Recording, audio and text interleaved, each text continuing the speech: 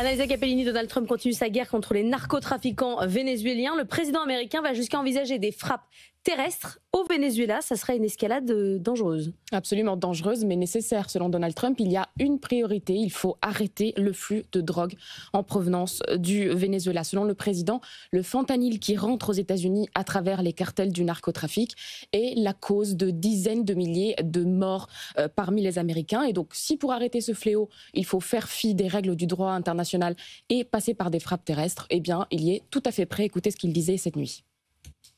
Je ne veux pas donner de détails précis, mais nous considérons désormais une opération terrestre car nous maîtrisons bien la mer. Nous avions quelques jours où un bateau pouvait être intercepté.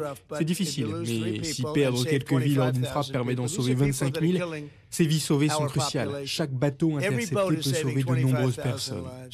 Bon, là, on est monté d'un cran quand même. Hein. Absolument. Ça fait des semaines, en effet, que Donald Trump serre la vis sur le Venezuela par tous les moyens. Il a commencé, vous l'avez entendu, par la voie maritime et avec de l'intimidation en déployant des navires de guerre américains. Et puis, il continue ces derniers jours avec des frappes directes ciblées sur des navires qui sont soupçonnés de transporter de la drogue. On parle de 5 navires ces derniers jours. Ce sont des frappes filmées, diffusées sur les réseaux sociaux de Donald Trump qui tient beaucoup à les mettre en scène. Il a raconté hier soir beaucoup de détails de ces chargements de fentanyl qui flotte autour des bateaux coulés.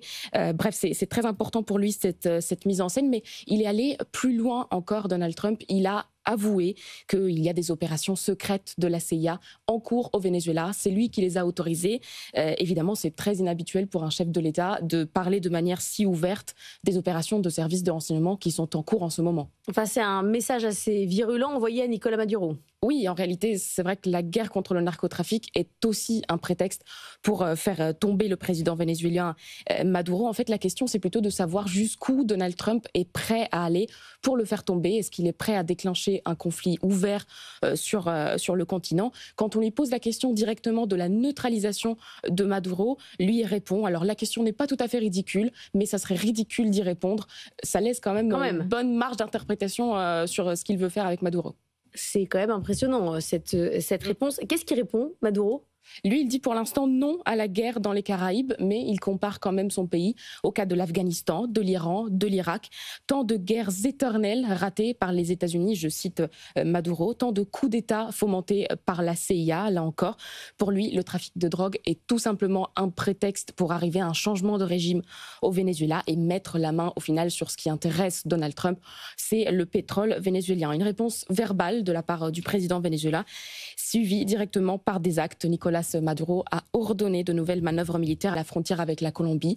Une manière aussi de montrer les muscles à Donald Trump. Le monde qui bouge, ça trouve un replay et en podcast sur l'application BFM Business.